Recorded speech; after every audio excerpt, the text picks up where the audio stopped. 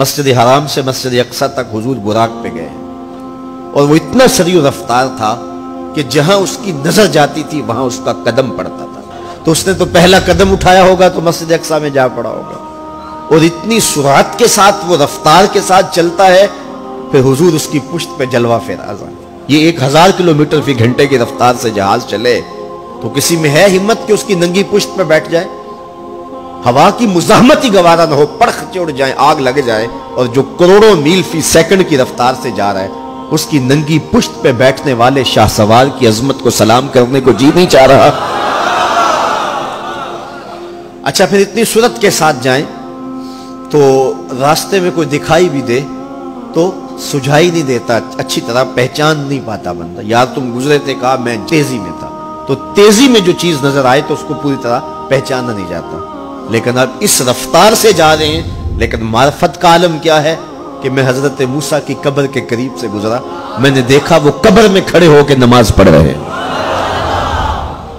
اور حضور ابھی وہاں پہنچتے ہیں مسجد اقصی میں تو حضرت موسیٰ علیہ السلام پہلے وہاں موجود تھے. یا تو یہ ماننا پڑے گا کہ یہاں بھی موجود تھے وہاں بھی موجود تھے، اور یا پھر یہ ماننا پڑے گا کہ وہ پہلے چلے گئے. اور اگر پہلے چلے گئے تو پھر کیا وہ میرے حضور سے پہلے چلے گئے؟ تو جواب آیا کہ نہیں، حضور علیہ السلام تو اپنی رفتار سے جا ہی نہیں رہے تھے، حضور تو جا رہے تھے براق کی رفتار سے، اور حضرت موسیٰ گئے ہیں نبوت کی رفتار سے. براق بہت سریع ہوگا لیکن نبوت سے سریع نہیں ہو سکتا، اس لیے حضرت موسیٰ پہلے پہنچ گئے.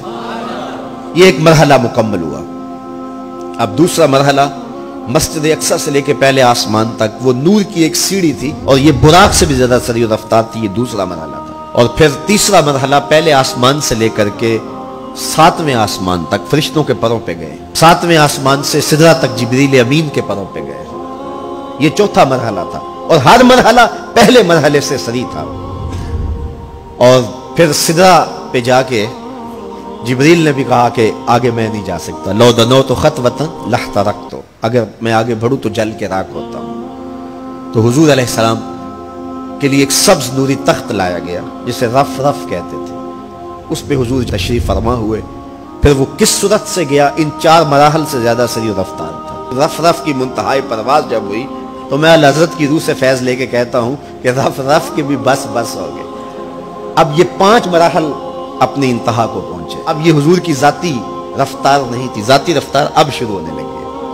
اللہ اکبر. پھر آواز آئی، ادنو منی یا احمد، پیارے رک کیوں گئے ہو، آگے آؤ. اللہ اکبر. اور حضور پھر اعلیٰ حضرت فرماتے ہیں کہ ڈرتے جھجکتے آگے بڑھے. کیوں؟ جلال و ہیبت کا سامنا تھا، جمال و رحمت ابھارتے تھے. عبد تھے نا، معبود کے حضور حاضر ہو رہے تھے تو جلال و ہیبت کا سامنا تھا، جمال و رحمت ابھارتے تھے. آواز آئی، محبوب آگے بڑھیے. حضور نے ایک قدم اٹھایا. اب پھر فاصلہ کتنا طے ہوا ایک قدم میں؟ مسجد حرام سے لے کے مسجد اقصی تک براق نے جتنا فاصلہ طے کیا، مسجد اقصی سے لے کر پہلے آسمان تک نور کی سیڑھی نے جتنا فاصلہ طے کیا، اور پہلے آسمان سے 7ویں آسمان تک، اور پھر وہاں سے سدرہ تک جبریل اور فرشتوں نے جو فاصلے طے کیے، پھر اس کے بعد رف رف جہاں تک گیا. ٹوٹل ان 5 مراحل میں جتنے فاصلے طے ہوئے، حضور کے ایک قدم اٹھنے سے اتنے فاصلے طے ہو گئے. اب یہ رفتار تھی میرے حضور کی. پھر ہر قدم میں اتنا فاصلہ طے ہوتا جتنا پیچھے ٹوٹل قدموں سمیت فاصلہ طے ہو چکا ہوتا. اب کوئی حساب کر کے تو دکھائے. اللہ اکبر. اور پھر آواز آتی گئی، بڑھ اے محمد، قریب ہو احمد، قریب آ سرور ممجد، نثار جاؤں وہ کیا ندا تھی، وہ کیا سما تھا، وہ کیا مزے تھے. 70,000 مرتبہ آواز آئی اور حضور کے قدم اٹھتے گئے. پھر کہاں تک پہنچے؟ کوئی حد ہے ان کے عروج کی، بالا غل اولابے. اور اس کو میرے رب نے سفر نہیں کہا یہ ابھی میرے نبی کی سیر ہے. کیا سمجھو گے میرے رسول کو؟ اس کی سیر اتنی سریع ہے کہ تمہاری عقلیں تھک گئی ہیں، اور اگر وہ سفر کرنے پہ آئے تو پھر عالم کیا ہوگا.